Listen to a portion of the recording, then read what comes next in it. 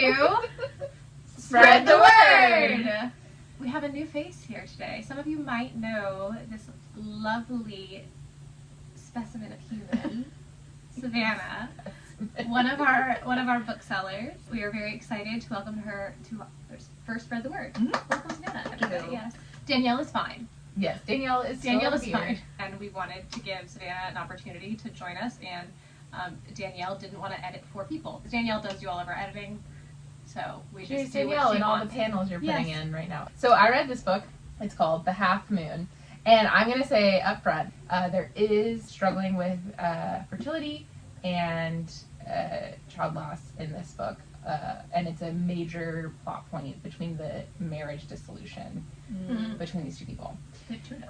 Yes, so good to know that maybe going in if that's something that you wouldn't want to read about, or just in general if you don't want to sit in a very sad relationship time. There's a reason I don't really gravitate towards that genre. Yeah, sometimes I'm like, I just want more sadness.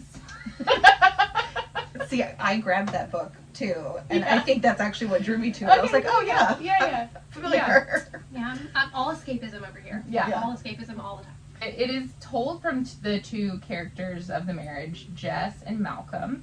And I do think it's interesting that you get the man's perspective, and you get his a little bit more on the front end, and then maybe a little more overall. But you also still are hearing from her. And it's sort of a situation where they got pregnant early on at the beginning of their relationship, and then lost that child. But they got married sort of because of it, but not because they didn't love each other, but just because like that's was a main reason. Then had fertility issues after that, and it became like a huge point of their life. And then he gets the opportunity to buy the bar that he's worked at for all of the years that they've been together, and then it becomes, there's already been this like resentment building up because of the fertility stuff, and they've spent like all of their money on it. And then he wants to buy this bar, and there's like no money, and he still buys it, doesn't tell her that he also buys the building at the same time, and so then he's sort of indebted into this guy. Although buying the building is the dream. It is the It's dream. a savvy decision. It is a savvy decision, however, unrecommended. unless the person you're buying it from is going to then like come like send his henchmen to your home. Oh, that's not good. Oh, yeah. No. Sort of thing. She's a lawyer, and so she's like, what did you sign? And he's like, we shook on it. And she's like, oh my God, what the hell? And so like, it is interesting to see both sides of the marriage. And like, I think that it wrongs on both sides. But like, oh man, it's a lot. Yeah, I'm like in it. I'm like in their drama. I'm like, oh my God, he's right about this, but she's right about that. I'm glad that I jumped into it for us getting the books in, because I wouldn't want to lead anyone astray about what the book was about. I mean, I totally thought it was going to be more whimsical, but it is real life, real hard. There's a whole lot of whimsy going on that cover alone. Yeah, I know, Yeah, right? and I like it. I'm intrigued to finish it. I would be happy either way. Like it could be good if it ended with them getting back together. It could be good if they found, like solace with what happened, and then we're able to move on. Well, I read The Chateau by Jaclyn Goldis. It is a thriller, which is my preferred genre. It's what I read the most of. What I liked about it, I'll start off there, is that each chapter is told from a different person's point of view, which is just something in particular that I really like in a book. How many perspectives are there? But there are at least 4. Okay.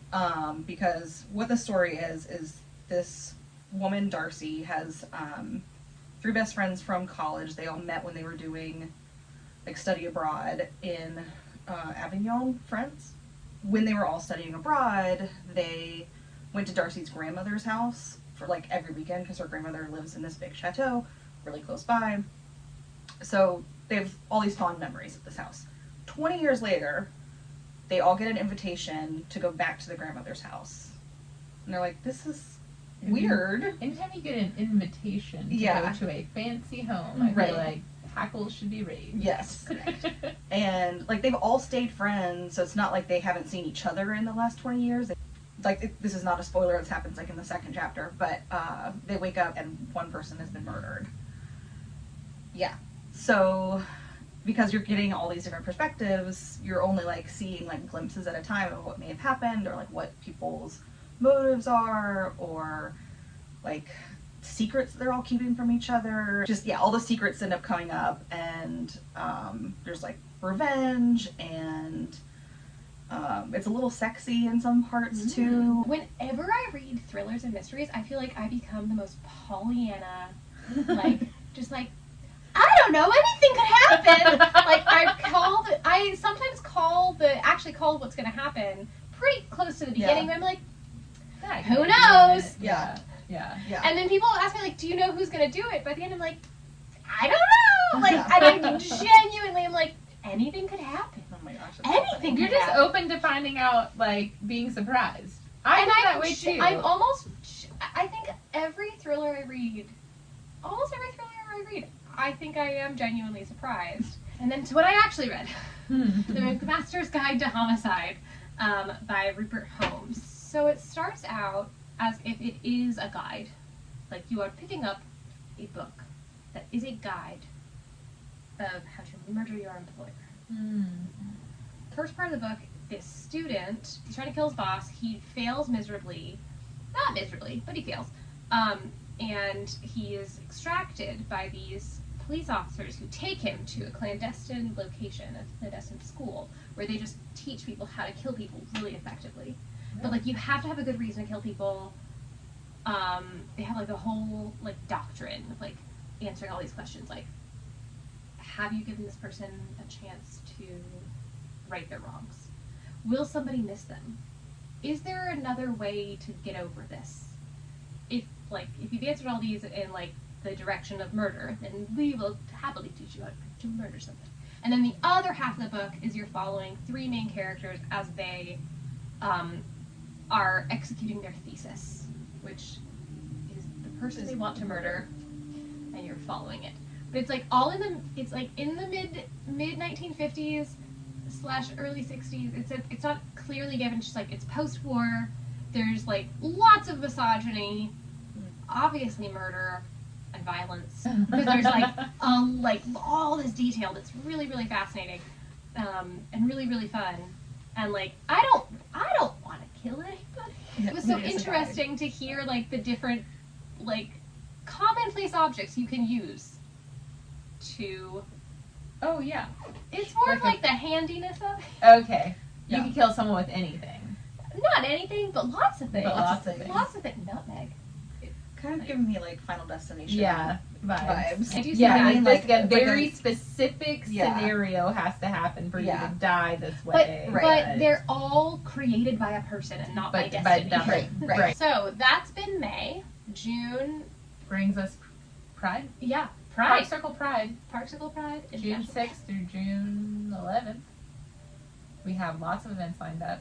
The whole area week. does. Just like, come to Park Circle and don't leave. Yeah, that's accurate. It's seriously, it's the happiest time. It's the happiest time. It's so great. Everyone's joyful on the streets, just throwing you smiles, being like, "Hey, look at you!" From like 7 a.m. to midnight, like it's so wholesome and lovely. Oh my god, beautiful. I love being here during Pride. I know. It's just And there's stuff for everybody too. There is, for young, old, in between, allies, queer folk. Yep. Everybody. Yep. And we'll see you guys next one. Yeah, we'll see you in June. Bye.